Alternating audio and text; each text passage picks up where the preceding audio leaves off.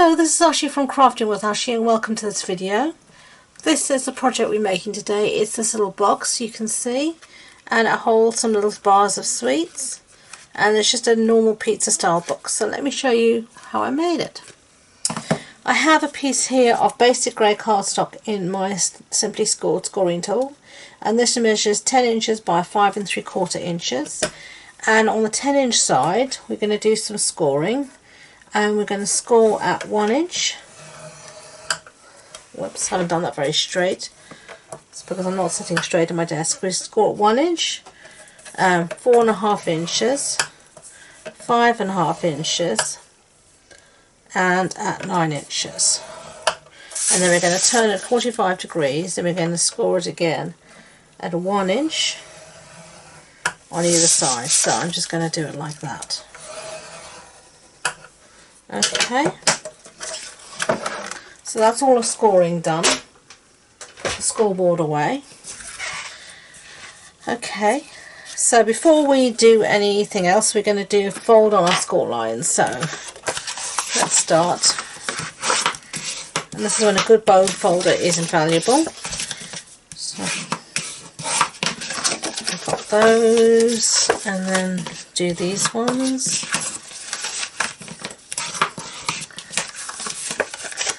Another one. I think we've got one more to do. Where is it? Here it is. One more to do. Okay. So now we can do some cutting. And we're going to cut up to the score line on these tabs. So you can see here, we're going to cut up to the score line 1, 2, 3 and 4. And the same on the other side. So I'm just going to do that. And I'll just show you on the one here. You're just going to cut up to the score line. And then you're just going to mitre each tab just like that. So you're going to do that for all of those tabs now. Okay, so we've cut up all our score lines and we've mitred our tabs. So before we make our box, I'm going to start to put a designer series paper down, and our box is going to fold together something like that. Okay, so I have some designer series paper here, and this is from the Peony garden, and we're going to put this down, and this piece here measures 3 1/4 inches by 3 1/2 inches, and I'm just going to stick it down with some snail, and it's just easy to put your paper down before you start to assemble your box, I find. Okay. So that's that piece, and then I have two pieces here. I have to make sure I get the right two together. Yeah, these two pieces here measure 3/4 inch by 3 1/4 inches, and this measures 3/4 by 3 1/2 inches. But all of these measurements will be on the blog post on my website, and the links to that are below in the description box. So don't worry about figuring it all out now. It'll all be there for you. So there we go, and then let's put this down here. And the reason they're not all exactly the same is that the box is not exactly square, and the reason for that is because my chocolates don't make a square, they make a rectangle, so the box is a rectangle.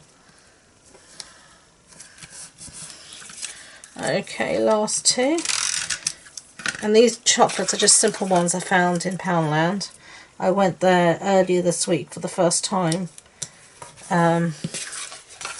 since I don't know when. It must be since February, and what is it now, the end of August. But I just haven't really gone out much at all while all of the stuff's been going on. I've just gone out to do the bare necessities. So I wanted to go and find I wanted to go there to find something to make projects around, so I did. Okay, so now all our pieces are stuck down, as you can see, and now we're ready to put some adhesive on our tabs, and I'm going to be using some tear and tape, and I'm just going to put a little bit of tear and tape on each of these 6 tabs.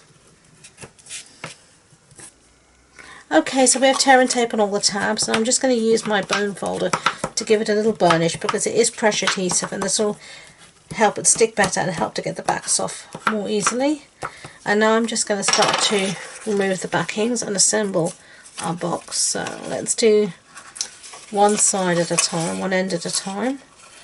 Okay, so take the backings off and then just bring the side to meet the wall next door, just like that. So bring the side in to meet the wall, and you just want to make sure your corners are a nice 45-degree angle, so they're nice and straight. Okay, and then I'm just going to do the bottom because just the way I do things, and I'm going to do the same thing, bring them up and then bring this up like that. And now you can see this is going to be my top, so this is going to want to fold over, so these pieces here are going to fold into the base where there is no pattern paper. So there's that one there, and then the last one here. We're going to fold in, getting myself all in a knot, just like that. And let me just get rid of all these backings from the tear and tape because they're sticking to me and everything else. Okay, so that's our box so far. As you can see, now we're going to get our chocolates.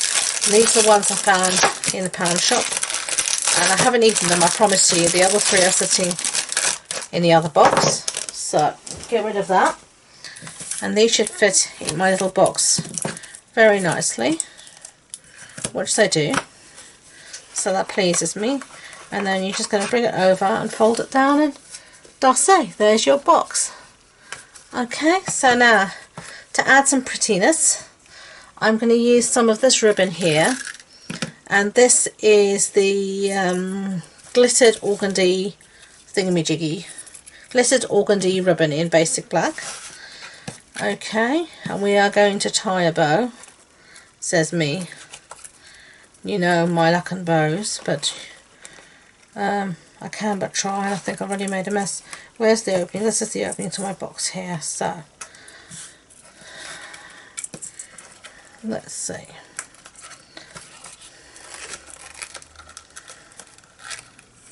Well, get that away.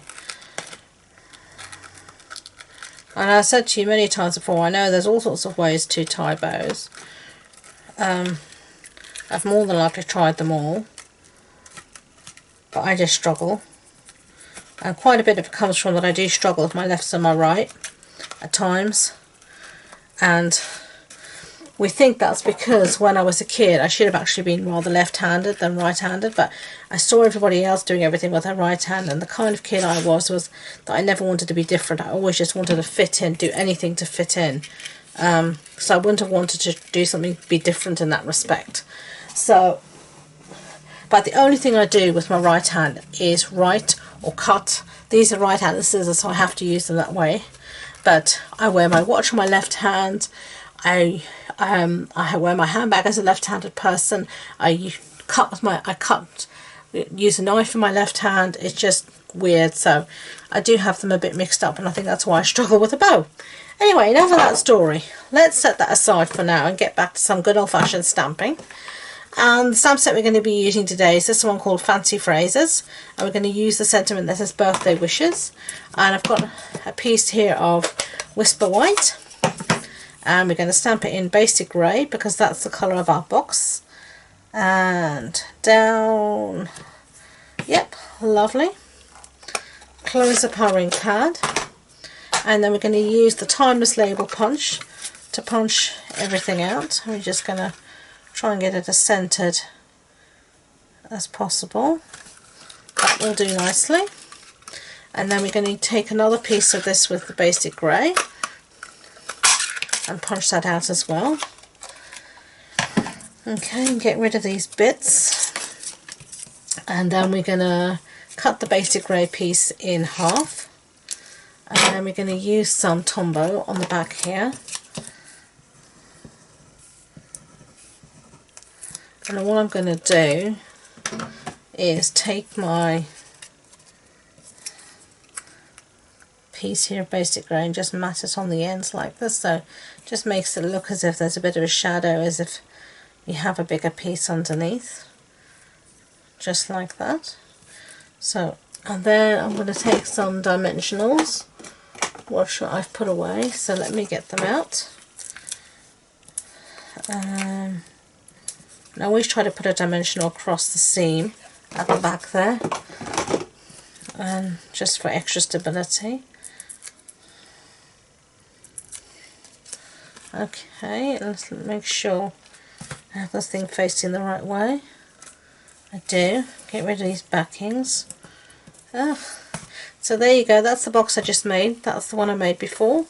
What do you think? I think they're really cute, just as a small little gift. You know, if you're meeting someone for lunch and you want to take them a tiny little gift, I think that's really cute. So there you go.